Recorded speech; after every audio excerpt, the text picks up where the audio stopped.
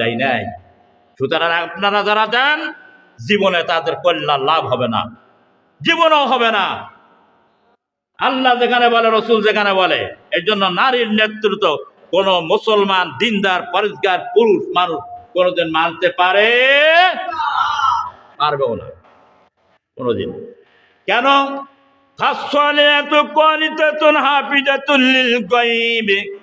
যে নারী পুরুষের আনুগত্য করে চলে ওই নারী হচ্ছে দিনদার। পুরুষের উপরে তারা কর্তৃত্ব করতে চায় না। এই জন্য নারীদের সম্মান ইজ্জত আল্লাহ রাব্বুল আলামিন বাড়াই দিয়েছেন। দুনিয়ার সমস্ত সম্পদের চেয়ে নারীর মর্যাদা বেশি। সুবহানাল্লাহ।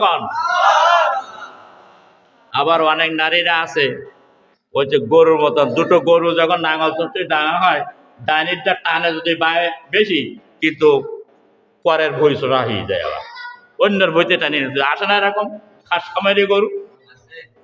তুই এক মাতব্বর, ওর বউ মোটে কোনোদিন কথা শোনে না, ওর গ্রামের মোড় তো বিচার করে বেড়াচ্ছে। তো বউ গেছে নদীতে গোসল করতে, যাই ও স্রোতে ও ভাসি চলে গেছে, ডুবে গেছে, মরিয়েই গেছে। তো গ্রামের লোক এসে বলছে, এই মাতব্বর সাপ, তুমি তো এখানে বিচার করি মোড় মাতব্বরি করছাম, তোমার বউ ওদিকে নদীতে ডুবে মারা গেছে।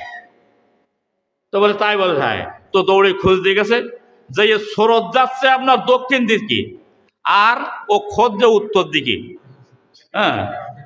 তো বলছে, মানুষে বলছে তোমাকে মাথা খারাপ হয়ে গেছে, স্রোত যাচ্ছে দক্ষিণ দিকে, ওইদিকে খুঁজবা, ওইদিকে পাওয়া যাবে খুঁজলে। আর তোমার ওজন খোঁজ না।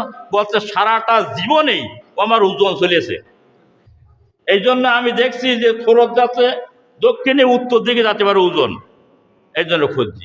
এমনও নারী আছে স্বামীর যে সে কমান্ড মেনে চলে না, স্বামীর হুকুম মানে। স্বামীর সন্তুষ্টিতে স্ত্রীর পরে আল্লাহ সন্তুষ্টি হয়। পুরুষের অনুগত করে চলবে, ভরণ পোষণের মহারানার সমস্ত দায়িত্ব পুরুষ তাকে বুঝিয়ে দিয়েছে।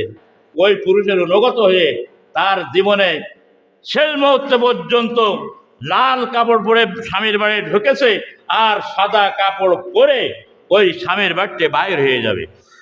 এটাই হচ্ছে নারীত্ব। কিন্তু আমল আকলাক সম্পত্তির অধিকার ফারায়েজ সম্পর্কে আল্লাহ সব জায়গায় তাদের কোনো জায়গায় মাহরুম করে দেয় নাই। ঠিক আছে না? কথা বললেন না তোমায়?